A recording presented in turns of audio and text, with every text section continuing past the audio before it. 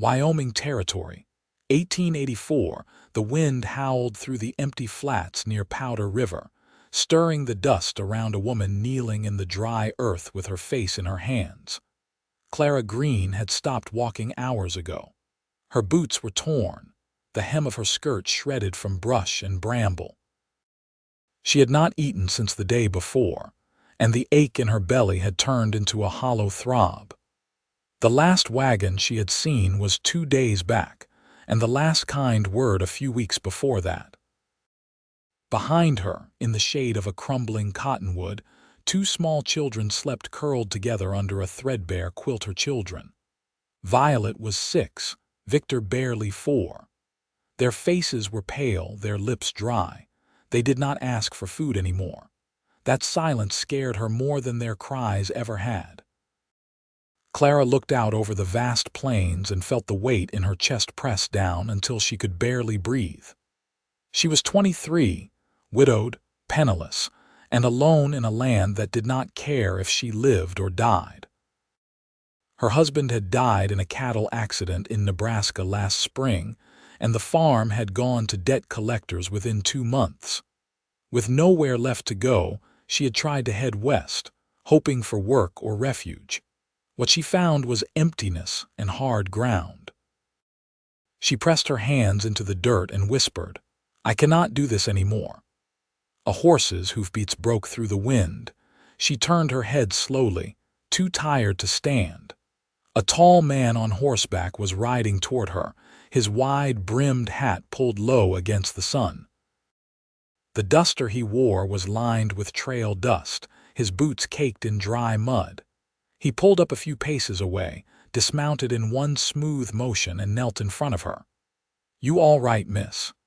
His voice was low, rough from dust or use, but not unkind. She blinked up at him. "Do I look all right?" He took a moment, his eyes scanning her face, then the sleeping children behind her.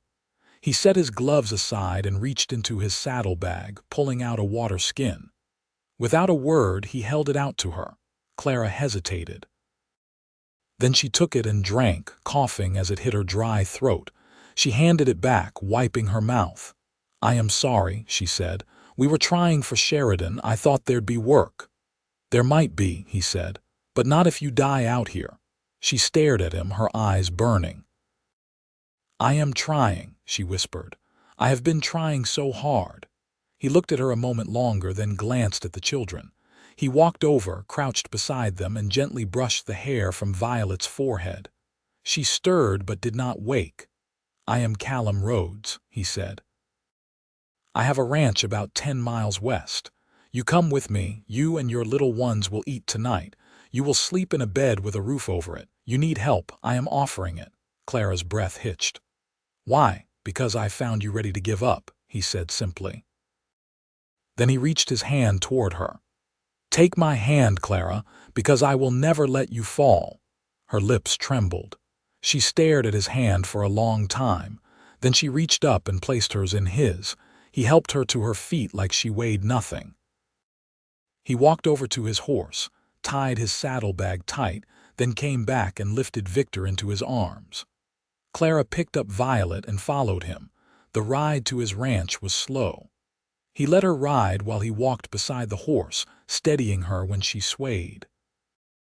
She asked him why he was alone, and he told her he had lost his father to fever 3 winters ago. The ranch had been his since then, worked hard and quiet by his hands alone.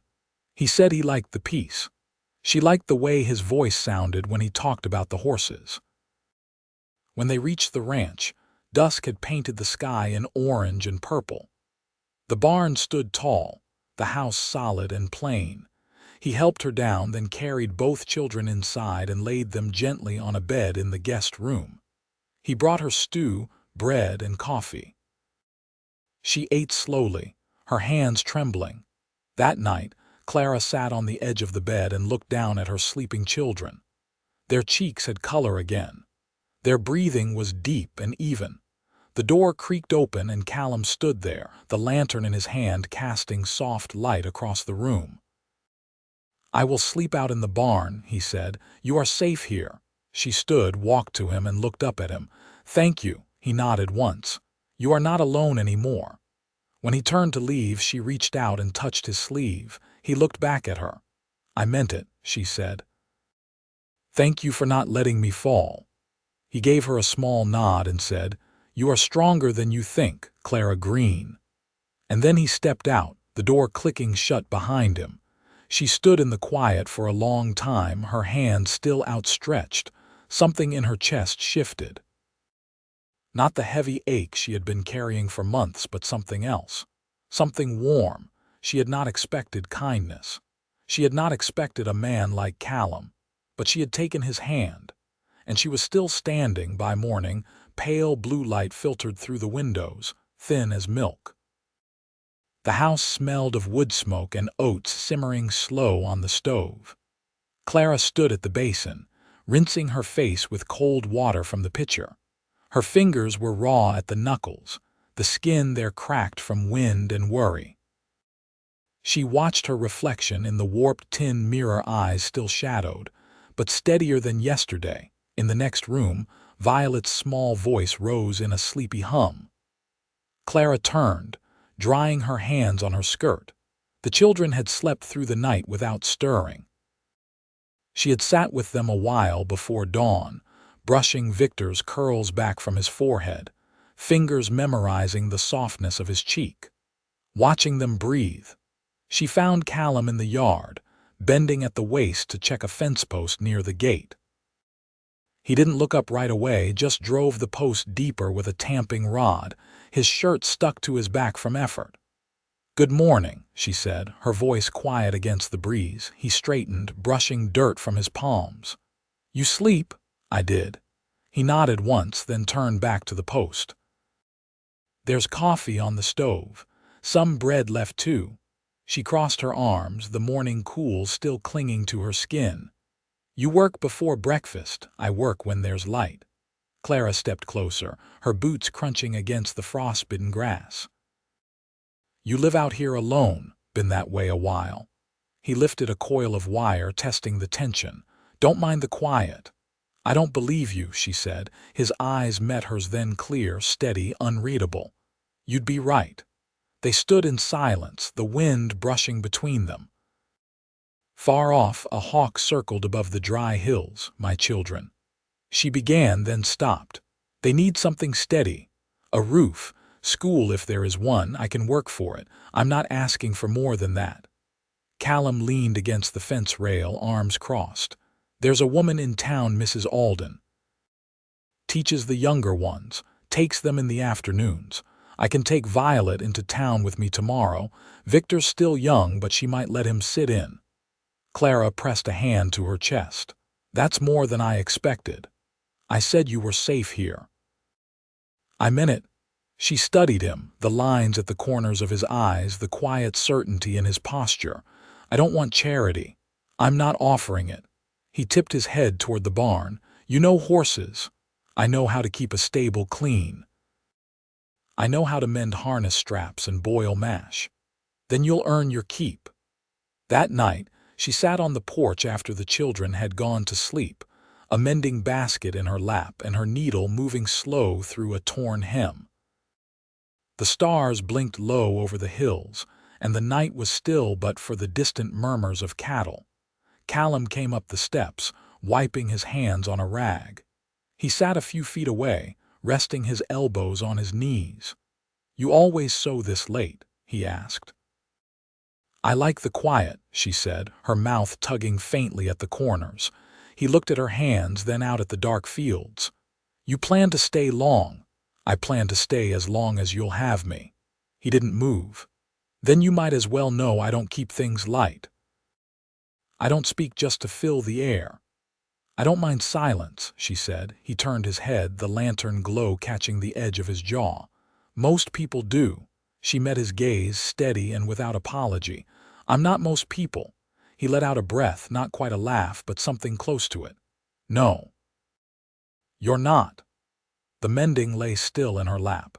She wasn't sure what to say next, and for once she didn't feel the need to say anything. The quiet stretched between them, wide and easy. He didn't leave, and she didn't ask him to. When the night cooled deeper and her fingers grew stiff from the air, she folded her needle into the cloth and stood. "You'll keep working that fence line tomorrow?" she asked. "Sunup." "I'll be there." He nodded once, slow. "All right then." She stepped inside, her heart beating not from fear this time, but something quieter, something she hadn't felt in a long while. The door clicked shut behind her. Outside, on the porch, Callum sat alone but not lonely. By late autumn, the land had turned the color of old brass, brittle and dry underfoot. Mornings came with breath visible in the air and the scent of hoarfrost on the wind. Clara stood in the smokehouse, her sleeves rolled past her elbows and her hands raw from scraping salt into slabs of venison. The work was hard and cold, but she didn't mind the ache in her arms. It was honest and it kept her anchored. Callum entered without a word, carrying a pail of water. He set it down near the door and leaned against the frame, brushing sawdust from his shirt. "You've got a good hand for curing," he said. "Meat'll keep through February if the weather holds."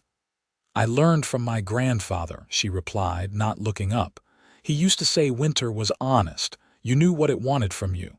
Callum watched her for a moment. "Is that where you're from?" "Back east, southern Missouri," she said, wiping her hands on a rag. "Ozark Edge. My folks ran a mill before the war took it." He nodded, slow. "You ever think of going back? There's nothing to go back to." She turned to face him, her shoulders steady. "I don't talk much about before. I wasn't asking to pry, I know, but there's still things I keep close." Callum stepped forward and handed her a folded piece of cloth. "Found this tucked in the bottom of the grain sack. Figured it was yours." She unfolded it gently. A child's apron, worn soft with use. Victor's name was stitched in crooked thread across the top. Her fingers paused over the stitches. "Thank you," she said. He watched her fold it again. "You still want to work the horses this afternoon? You think I'll ruin them?" "No," he said. "I think you'll teach them patience." That afternoon, she stood in the round pen with a skittish dun gelding, one of the younger ones who hadn't yet been gentled. Callum leaned on the rail, arms folded, saying nothing. She moved slow, steady, her movements quiet and deliberate. It was almost an hour before the gelding let her touch his neck. Later, back at the house, Clara sat on the floor beside the hearth where Violet was threading wooden buttons onto a string and Victor was half asleep with a toy horse in his arms. The fire crackled low, throwing orange light across the room. Callum came in from the cold, his coat dusted with wood shavings. He knelt beside the hearth and held his hands out to the heat, quiet for a long while. "My mother used to sing when she cooked," he said. "Old Scots ballads mostly.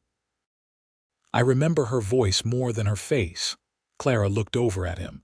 "You never mentioned your mother before. She died when I was 12. After that, my father didn't talk much, just worked." Clara rested her hands on her knees.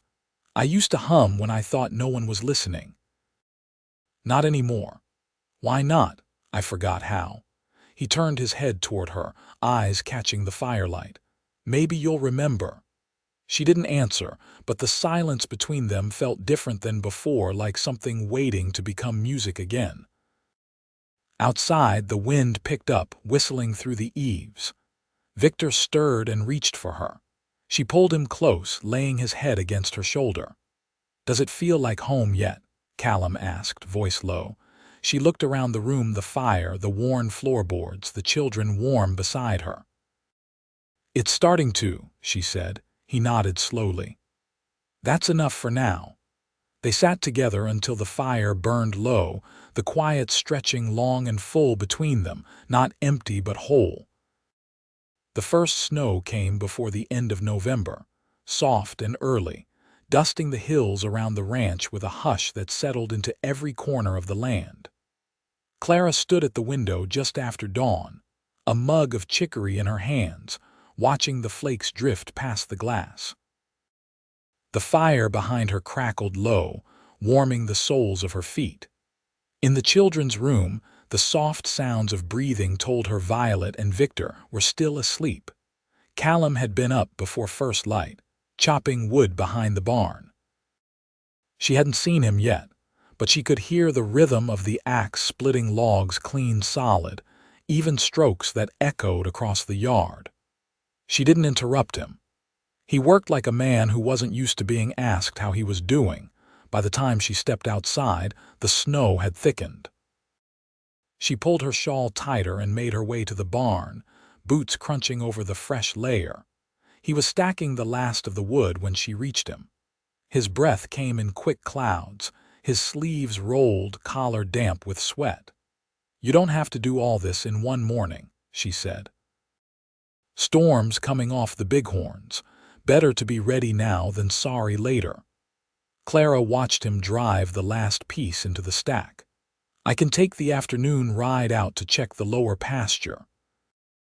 "You said the yearlings were starting to wander." He leaned against the post beside the door, rubbing his hands together.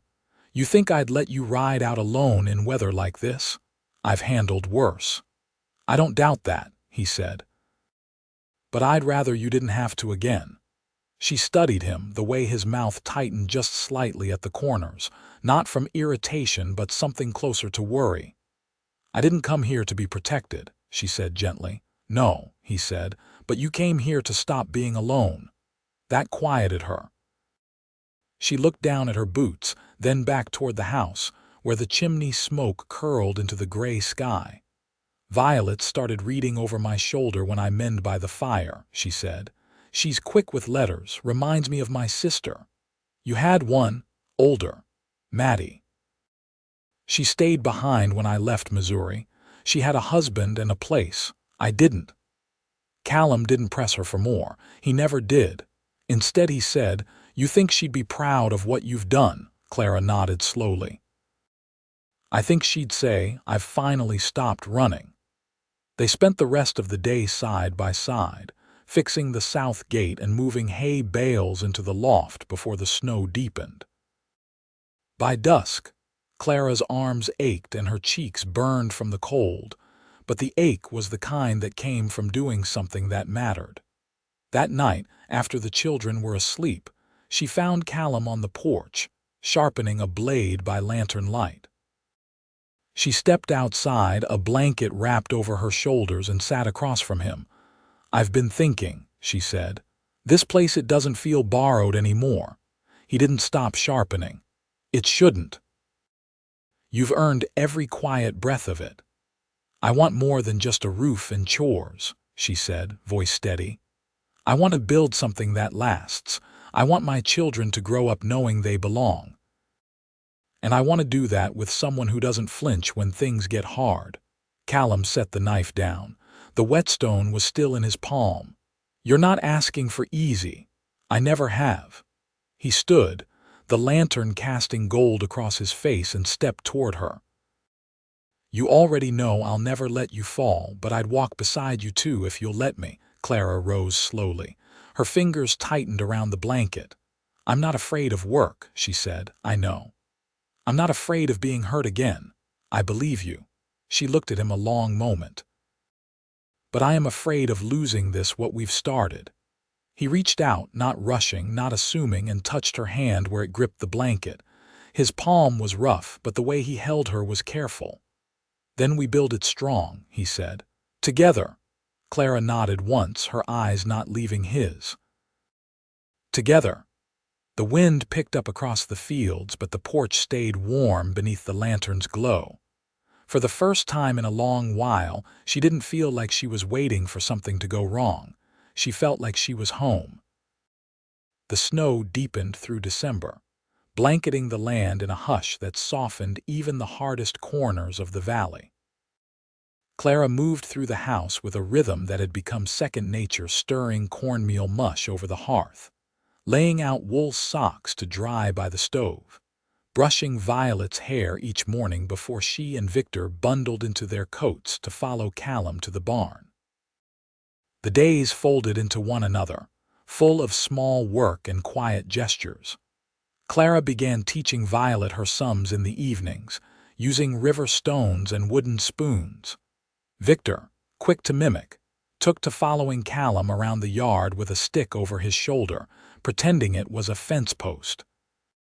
One evening, after the children had gone to bed and the fire had burned down low, Clara rolled out a strip of muslin across the table and began piecing together a pattern with what scraps she had left.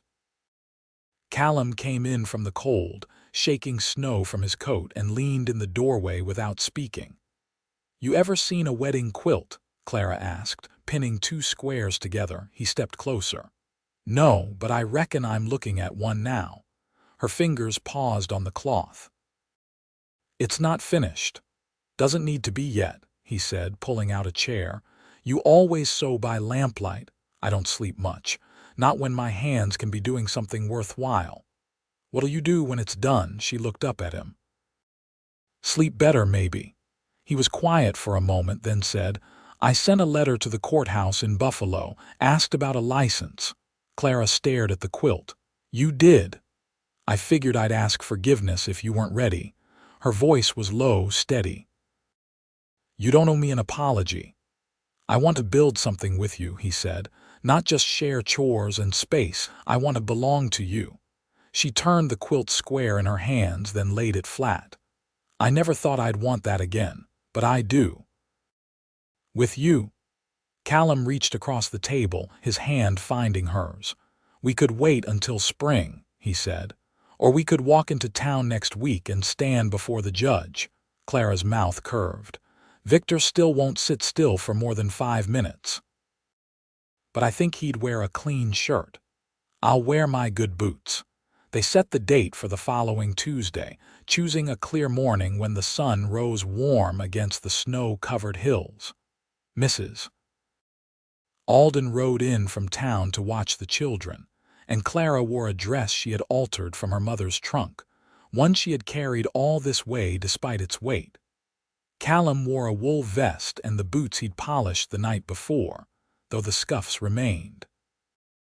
They were married by a circuit judge in a drafty room above the general store, with Violet holding her brother's hand and Mrs. Alden dabbing her eyes with a handkerchief she claimed was for the cold.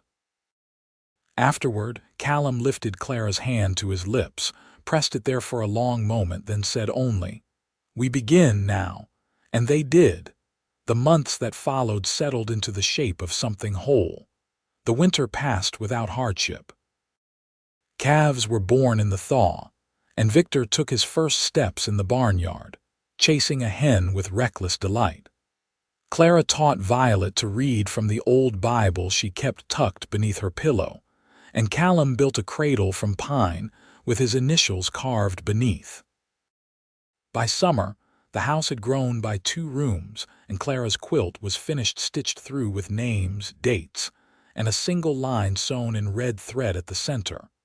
Built by hand, kept by heart. One evening, as the sun dipped low and the earth gave off the warm scent of hay and dust, Callum found Clara in the orchard, picking early plums with a basket hooked over her arm. Her hair was pinned up, wisps curling at her neck, and her belly curved beneath her apron. He stepped behind her, slid his arms around her waist, and rested his chin on her shoulder. "You still glad you stayed?" She leaned back into him. "Every day. You ever miss the road?" "No," she said. "Not anymore. I used to think survival was enough, but it ain't the same as living." He kissed her temple, his hands tightening lightly over hers. "We've made a home. We've made a life," she said, "and I wouldn't trade it for anything." Violet called from the porch, waving a jar of fresh milk. Victor stomped behind her, his hands and face sticky with plum juice. Clara turned in Callum's arms, her smile soft, her eyes lit with the quiet joy of a woman who had carved peace from hardship and found love where she least expected it.